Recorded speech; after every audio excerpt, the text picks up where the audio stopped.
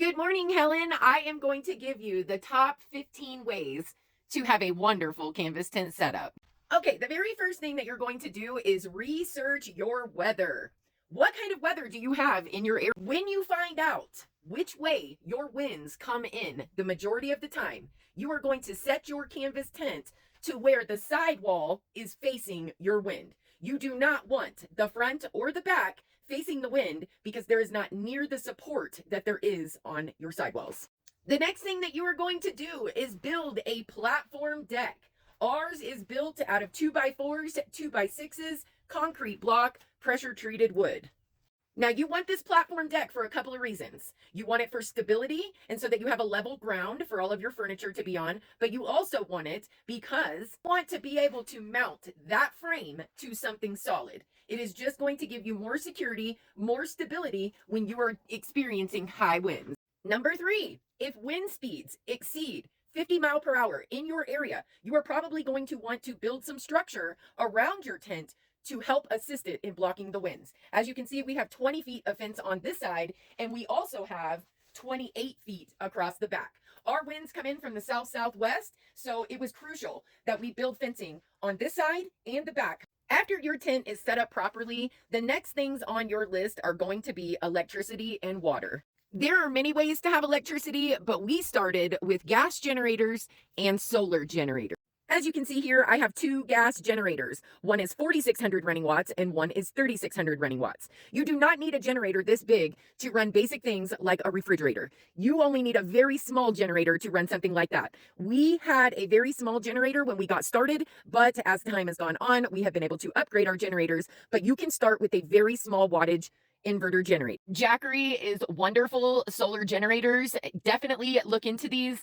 They're wonderful for running your small wattage items like a refrigerator around the clock. Next up is going to be water. You are going to want to call in your area to find out if there are any local wells that you can get your water from. If you do not have a way to get your water to your property, then you need to be calling about water delivery. I recommend Google and I recommend Facebook Marketplace to find water delivery. Number 6 is going to be sanitation. We got very lucky. Our county allows composting with a $500 permit. So we did not have to do septic tanks or biogas $2,000 toilet systems. We were able to do a simple composting method, and that is the cheapest way to go. But you definitely have to check with your county to see what's allowed.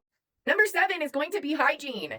The Camp Lux shower system is a wonderful way to have hot running water for $250. This is an amazing, amazing shower. I absolutely love it, worth every penny. You can find these systems on Amazon. Just search them on Google. No problem, you'll find them. Camp Lux. Okay, now that we have our basic setup done, we're going to start talking about what your main focuses are going to be living this way.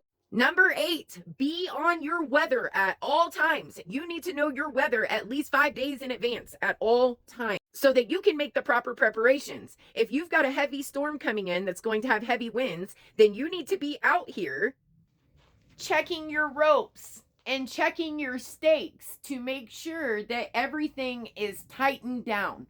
You do not want to have your rain fly come off during a storm.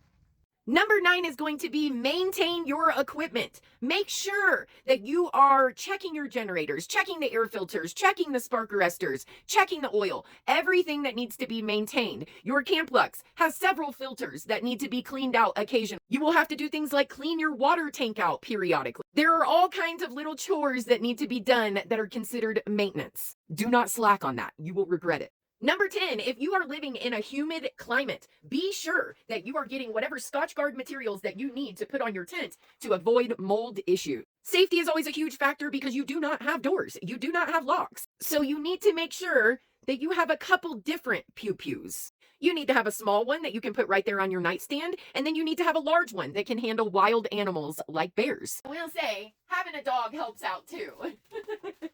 Number 12, make sure that you are following all of your county guidelines and getting any permits that you might need. You want to be sure that you have proper lighting all the way around your canvas tent and possibly reflective ropes because it is very dark outside and it is very easy to trip on one of these ropes. So make sure that you have adequate lighting all around your canvas tent. When it comes to air conditioner and heaters, make sure that you have adequate heat. because you can die if you get too cold.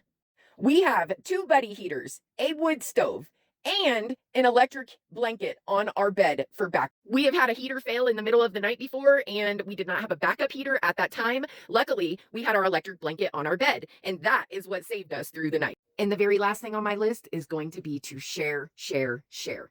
Let people know of your experiences. Put it on video, put it on social media. Let people see this simple little lifestyle. Most people are living in the chaos of the world right now, and they need to see that there is another way. There is a peaceful, simple way to live that will make you so much happier than you ever were in your traditional life.